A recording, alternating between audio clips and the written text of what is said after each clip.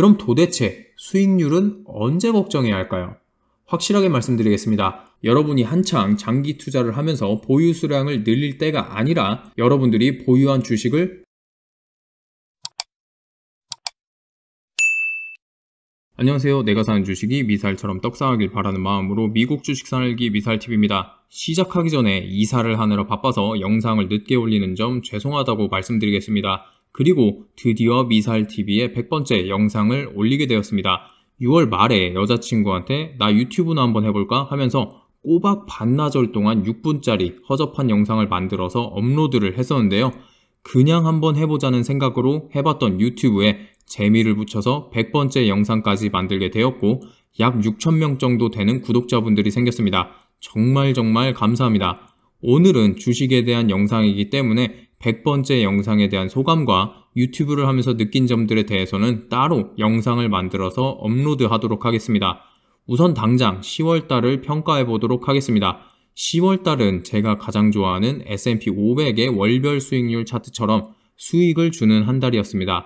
올해 S&P 500의 차트를 보시면 10월을 제외하고 상승한 달이 고작 2번이고 보합이 1번, 그리고 나머지는 전부 긴 음봉이 많았습니다. 그만큼 올해 시장이 많이 하락을 했었기 때문에 10월에는 큰 상승이 있을 수 있었다고 말씀드릴 수 있겠습니다. 심지어 다우존스는 14%, S&P 500은 8%, 그리고 나스닥은 4%의 상승을 보여준 달이었습니다. 그 빅테크 기업들의 헛발질에도 불구하고 이렇게 3대 지수는 큰 폭으로 상승했습니다. 특히 다우존스는 14%의 상승이 1976년 이후 50년 만에 최대 상승폭이라고 합니다. 이만한 성적이 가능했던 이유는 첫 번째로 그냥 단순하게 너무 하락을 많이 했기 때문입니다. 오늘은 특별히 다우존스에 대해서 이야기해 보겠습니다. 9월 마지막 날 다우존스 관련 기사를 보면 다우존스가 20년 만에 최악의 하락을 맞이했다고 합니다. 그만큼 안 그래도 1월부터 지속적으로 하락하던 시장이었는데 9월에는 20년 만에 최악의 하락을 맞이했다고 하니 이 정도면 저가 매수세도 강하게 들어올 수 있는 조건이 충족되었던 상황이었습니다. 또한 다우존스에 편입되어 있는 회사들의 실적이 꽤나 괜찮았던 것도 이유가 되겠죠.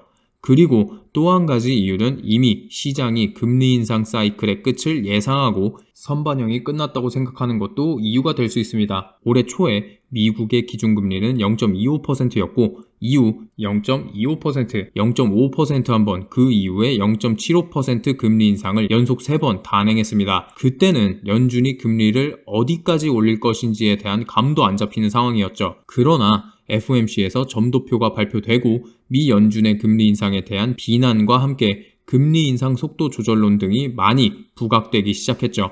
그러니 지금은 여태까지와는 다르게 이제 금리 인상 더 해도 5%가 최대한이니까 무서울 거 없다, 이렇게 생각하는 겁니다. 금리 인상 문제가 주가에 선반영이 되어 있으니 이제는 싸진 주식을 다시 매수할 때라고 생각했던 것이죠. 자, 그리고 한 가지 더 말씀드릴 것이 있습니다. 시장과 경제 사이클 차트 많이 보셨죠? 제가 이번에 더 자세한 자료를 찾아가지고 왔습니다. 이 차트는 경제 사이클을 보여주는 자료이며 각 부분마다 자세한 경제 상황이 설명되어 있습니다. 지금 보실 때 우리가 어느 지점에 와 있다고 생각이 드시나요? 딱 보시기에도 early recession이죠? 한번 보시면 현재 미국 GDP는 하락 중이며 소비 심리도 약해지고 있고 인플레이션은 8%대로 굉장히 높죠? 마지막에 flat inverted yield curve의 뜻은 장단기 금리의 차이가 거의 없거나 역전이 된 상황을 말합니다. 지금 모든 상황과 딱 들어맞는 상황이죠. 그러니까 이 차트에 따르면 현재의 경기는 early recession 상태라는 말입니다. 그리고 왼쪽 하단을 한번 보세요. 3 to 9 months after market cycle 이라고 나와 있습니다. 즉 시장은 경제보다 3에서 9개월 빠르게 움직인다는 말입니다. 이것을 합쳐서 보시면 이런 모습입니다. 그러니 우리는 지금 주식시장에서 가장 최저점 근방에 와 있다는 말입니다. 물론 당장이 최저점이다 라고는 말하기 힘들 수 있지만 최소한 더 이상 올해 우리가 겪었던 만큼의 하락 가능성은 희박할 것이라는 말이죠. 시장은 이미 알고 있는 겁니다. Full recession, 즉 경기 침체가 온다면 그때는 정말 경제가 바닥을 치고 있는 상태이며 국가가 움직여 그 상황을 타개해 줄 것이라는 것을요. 그러니 그때가 주식을 더 살 때라고 생각하고 매수세가 강하게 들어오는 것입니다. 그로 인해서 주가는 오히려 경제의 완전 침체기에 상승하기 시작하는 것이죠. 즉 정리해서 보면 10월 시장의 상승은 올해 9월까지 하락에 대한 큰 반발 매수세, 금리 인상의 끝이 보이는 것에 대한 시장의 희망, 그리고 마지막으로 경제 사이클에 기반했을 때 주식시장이 거의 바닥을 쳤기 때문이라고 볼 수 있습니다. 자, 그러면 확실하게 시장은 상승하겠네요? 라는 말에는 100% 확신할 수 없다입니다. 그리고 이번 주와 다음 주가 시장의 가장 중요한 갈림길이 될 수 있습니다. 가장 첫 번째로 내일 당장 FOMC 회의록 발표가 있습니다. 거기서 이제 금리 인상을 발표하겠죠? 저는 75bp 금리 인상이 가장 유력하다고 생각하고 있습니다. 이것은 여러분들도 다 아시는 부분이기 때문에 더 설명하지는 않겠습니다. 사실 금리 인상보다 더 중요한 것은 파월 형님의 말입니다. 주식시장의 방향성을 결정했던 것은 항상 파월의 입이었죠.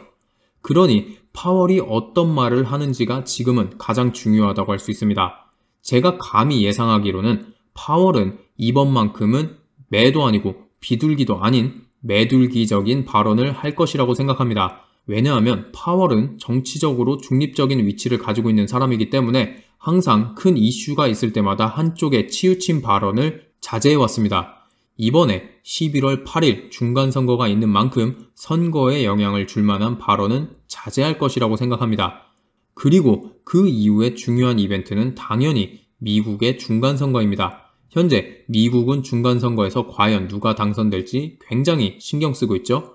왜냐하면 바로 주식시장 때문입니다.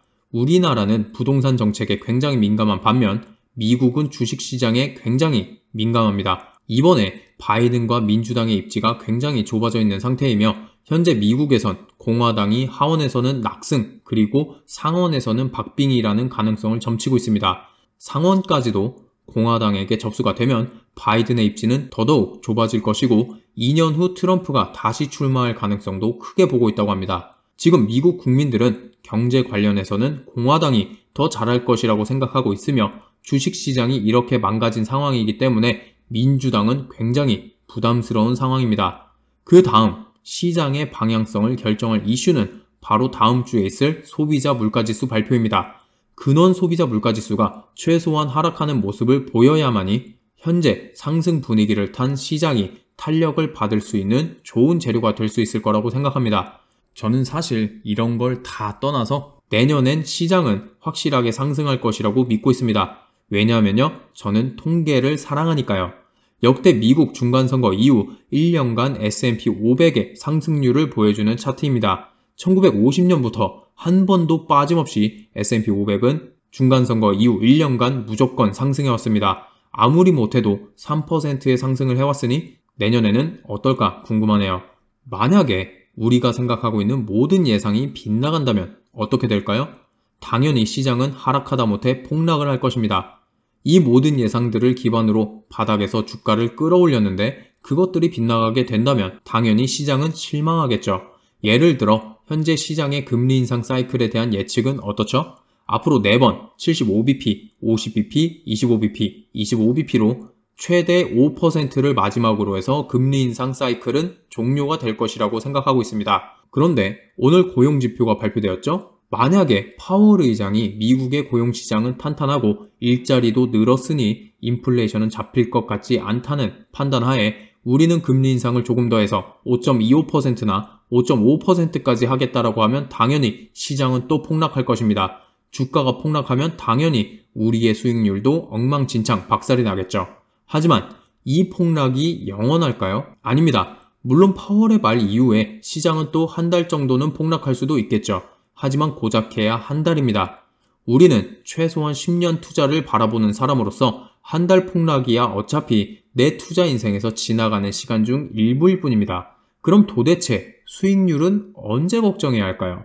확실하게 말씀드리겠습니다. 여러분이 한창 장기 투자를 하면서 보유 수량을 늘릴 때가 아니라 여러분들이 보유한 주식을 매도할 때입니다. 자, 여러분 한번 생각해 보세요. 저는 2004년에 고등학교 1학년으로 입학해서 2006년에 수능을 봤습니다. 2004년에 첫 모의고사를 보고 500점 만점에 350점대 점수가 나왔음에도 불구하고 저는 전혀 불안하지 않았습니다. 제 목표는 최소 450점이었는데 말이죠. 왜요? 수능은 앞으로 3년이 남았었으니까요. 마찬가지입니다. 우리는 주식 매도를 최소한 10년 후로 생각하고 있습니다.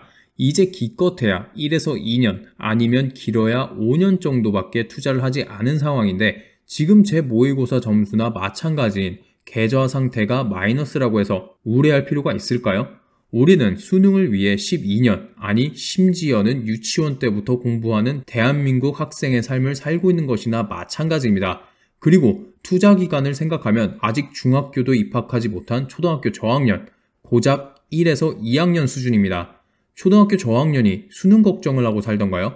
대부분의 고등학생들도 고2 때까지도 수능 걱정을 안 하고 살다가 고3이 되고서나 걱정하기 시작합니다. 그때는 정말로 피부에 와닿기 때문이죠. 그러니까 결국엔 장기 투자자로서 내 수익을 걱정해야 할 때는 여러분이 주식을 매도하려고 하는 그 시기뿐입니다. 그런데 10년을 장기 보유하겠다면서 투자한 지 1년도 되지 않은 분들이 벌써부터 마이너스 수익률에 대해서 걱정하는 것 자체가 어불성설입니다. 만약에 10년 후에 올해 같은 하락장이 또 와서 성에 안 차는 수익률이 되었다면 그냥 재수하고 삼수하세요. 무책임한 소리가 아니라 그게 주식입니다. 그러니 지금은 내 주식 계좌를 걱정하기보다 현금 채굴과 효과적으로 주식 보유 수량을 늘리는 방법에 대해서 걱정할 때입니다. 수익률은 걱정을 많이 하면 많이 할수록 적어진다는 것을 명심하시기 바라면서 이 영상을 마치도록 하겠습니다. 오늘 영상도 도움이 되셨다면 좋아요와 구독 그리고 알림 설정까지 부탁드리겠습니다. 감사합니다.